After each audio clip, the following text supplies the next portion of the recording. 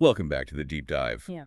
I am. I'm really ready to get into this one because, honestly, today we are tackling a text that I think acts like a mirror. Oh, that's a great way to put it. You think you know what you're going to see, but then you catch a glimpse of something that makes you stop and, say, wait a minute, is that really me? Yes. We're looking at the Sermon on the Mount. And for most people, I mean, even if you aren't super religious, you know the greatest hits, Oh, for sure. Blessed are the peacemakers, turn the other cheek. right?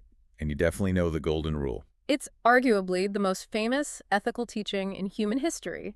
And because of that, it has this reputation of being, well, soft. Yes. It's the needlepoint pillow version of religion. Mm, It feels like this collection of nice, comforting sayings you'd find on a calendar. Be nice, don't worry. exactly. This gentle, universal guide to being a decent person. But the sources we've gathered for today, specifically a deep breakdown of Matthew chapter 7, verses 13 to 27, they just completely flip that script. They really do. We aren't looking at the gentle stuff. We are looking at the conclusion of the sermon, which the commentary describes as a radical and, honestly, a somewhat terrifying reality check. Terrifying is not a word I usually associate with the Sermon on the Mount, but reading this source material, Right. yeah, I get it. Right. It feels less like a pep talk and more like a A safety briefing. safety briefing, exactly, before you jump out of a plane. That's a very apt analogy, because if you read Matthew 7 closely, these final verses, the whole Mr. Rogers vibe just evaporates. It does. The text shifts gears, it stops being just good advice and starts becoming a warning. A very, very high-stakes warning about where a person actually stands. So our mission today is to move past those surface-level metaphors. We've all heard about the pearly gates and building on sand, but we want to understand the specific hard-hitting distinctions the text is making. Mm-hmm. We're drawing from translations like the Revised English Bible, the REB, and the NRSV, and layering in some heavy theological context on what these words really meant to a first-century audience. And I think what is going to surprise you and the listener is that this text challenges a very, very deep-seated modern assumption. The idea that if the majority of people are doing something, it must be right. The wisdom of the The crowd. wisdom of the crowd. The text argues the exact opposite. It suggests that popularity is often a blinking red light signaling error, and, maybe even more unsettling, that having the right religious vocabulary, it's just no guarantee you're on the inside. Wow. That is a terrifying thought. You can know the password, say the lines, and still be locked out. Precisely. It's unnerving. Okay, let's unpack this. Yeah. Because I think that popularity piece is the perfect place to start. The text opens with this famous imagery of geography, right? 2 roads, 2 gates. Right. Matthew 7, 3, 1 free. Enter by the narrow gate. And then it immediately contrasts that with the broad road. Now, usually when we read this, we just think of it metaphorically. Bad people, bad road.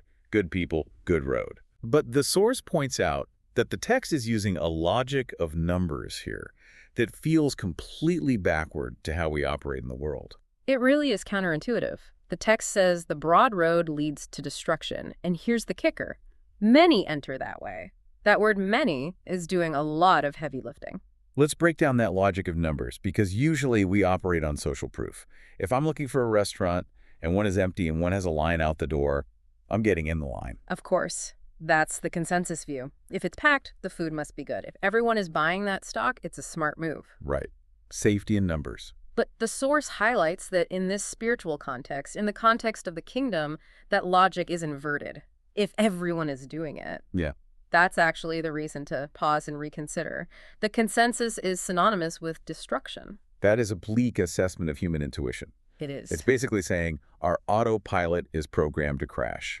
It is. The text is essentially saying that the default setting for humanity, the flow of the crowd, naturally drifts toward destruction. It's not that people on the broad road are, villains twirling their mustaches. They're not actively malicious. No, they're just going with the flow. They're just doing what everyone else is doing. And that's why it is so dangerous. It feels safe because you're surrounded by people. But the text says that comfort is a mirage. So if the broad road is the default, let's look at the alternative, the narrow gate. Now, this is where I really want to dig into the translation, because I think we miss the grit of this verse in standard English. Yes, this is where the Greek gets fascinating. So the NRSV, which is the standard translation, calls the road hard. Okay, fine. That makes sense. But the Revised English Bible, the IREB, uses this very specific, very visceral word. It says, narrow is the gate and constricted the road that leads to life. Constricted. That word changes the entire mental image, doesn't it? It really does. Narrow just sounds like a width issue. Like, oh, I just need to suck in my gut to get through. It's momentary inconvenience. Right, or maybe it's just a little path through a meadow. But constricted implies external pressure. The source notes that the Greek word there, philebo, literally means hard-pressed on every side. Hard-pressed on every side. It's the same root word used for crushing grapes to make wine. Wow. So it's not a small path, it's a pressure cooker. It's like walking through a slot canyon where the walls are closing in. It implies difficulty and pressure and resistance.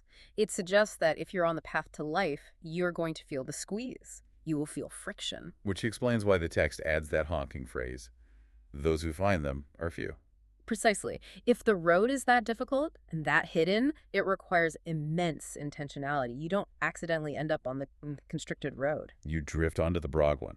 You drift onto the broad road, you have to climb onto the constricted one. And the source makes this point to establish a binary.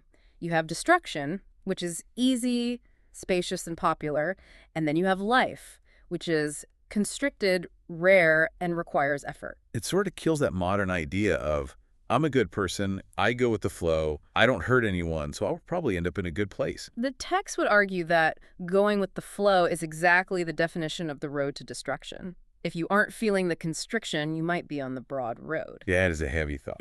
But let's keep moving, because the text shifts from the road to the people on it. And this leads to what I think is probably the most controversial part of the passage. The Lord problem. Yeah, verse 21, not everyone who says to me, Lord, Lord, will enter the kingdom of heaven. Now, I have to play devil's advocate here. For a lot of people, this is confusing. Because isn't the whole point that you confess? You say the magic words, I believe, and you're in. It's the sinner's prayer model. Say the words, get the ticket. Right. And here, Jesus seems to be saying, actually, that doesn't work. And that's exactly the misconception the text is correcting. The source is very firm on this. It says the text explicitly refutes the idea that verbal confession, just saying the right words, is the ticket to entry. So the password doesn't work. The password doesn't work if it's just a password. The text says entry is reserved for the one who, and this is a direct quote, does the will of my Father. Does the will. Now, our source anticipates that some listeners might get a little bristly here. There's a note about the works-based gospel. Right. In modern theology, there's this huge emphasis on grace, not works, right? We don't want to think we have to earn our salvation like a paycheck. That's a valid theological concern in many traditions, absolutely. We're not dismissing grace, but the source argues that we have to look at what the text is specifically teaching here. We can't import our later debates back into this moment. So what is it saying? The Messiah is saying that regardless of our sensitivities about earning things, the kingdom demands doing. It demands action, more than lip service. It's not about your confession, it's about your alignment. And the source puts it this way. Matthew 7.21 isn't about a present religious status. It's not about joining a club. It refers to the eschatological future. Okay, pause. We need to break that down. Eschatological. That's a $10 theological word. What does that mean in plain English? Sure. It just means pertaining to the end times, the final destiny of humanity. When the text talks about the kingdom of heaven here, it isn't just talking about a state of mind or a church community. It refers to resurrection, vindication, and the life that continues beyond the final judgment. So when it talks about entering the kingdom, it's talking about the final cut, the ultimate reality. Right. The source connects this to Daniel 12.2 in the Hebrew Bible, where some rise to everlasting life and others to judgment. And in that context, the context of final judgment entry is revealed by obedient allegiance.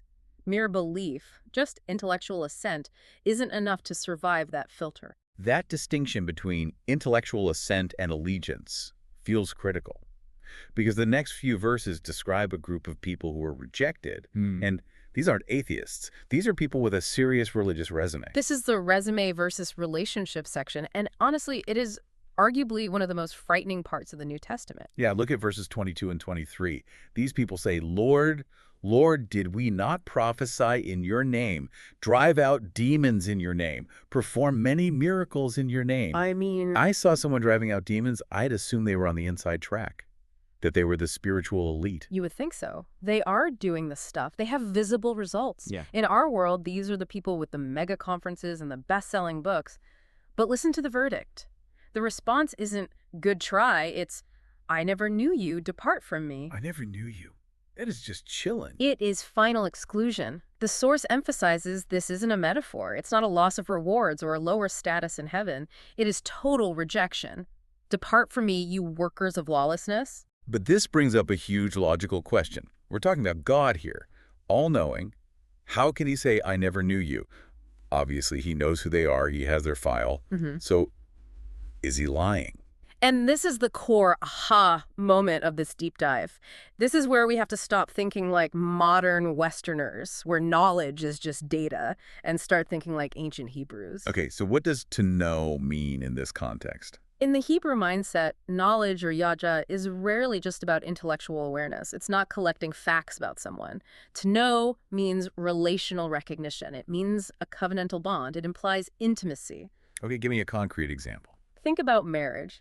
It's the most common biblical metaphor. I can know a lot of facts about a celebrity, their birthday, their movies, their favorite food. Sure. I can be their biggest fan, but I don't know them. Right. You have no relationship, no shared life. I have no covenant with them. Yeah. If I showed up at their house with my luggage and said, hey, I'm moving in, I know your birthday, they would say, I don't know you, call the police. Even if I was outside their house shouting their name. Exactly. Even if you were doing things in their name. Look, I started a fan club. I wrote a blog about you.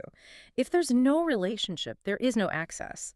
And the source explains that the issue with these people in the text isn't weak faith, it's false allegiance. False allegiance. That's a strong term. It sounds almost political. It is, in a kingdom sense. Doing the will of the Father means covenant faithfulness. It means living according to the teachings of the Messiah. It's about being in a bound relationship where your actions flow from that bond. So the miracles, the prophesying, that was all performance. It was activity without intimacy. It was using the name of Jesus as a battery to power their own thing, rather than knowing the person of Jesus and submitting to his way. It connects right back to that idea of the constricted road. The relationship is the road. Yes. It's not just flashing a badge at the gate. You have to actually walk where he walked. Correct. And the source connects this to other parts of Matthew to show this is a consistent theme. In Matthew 19 and 25, the sheep and the goat's eternal life is always the outcome of righteousness and obedience.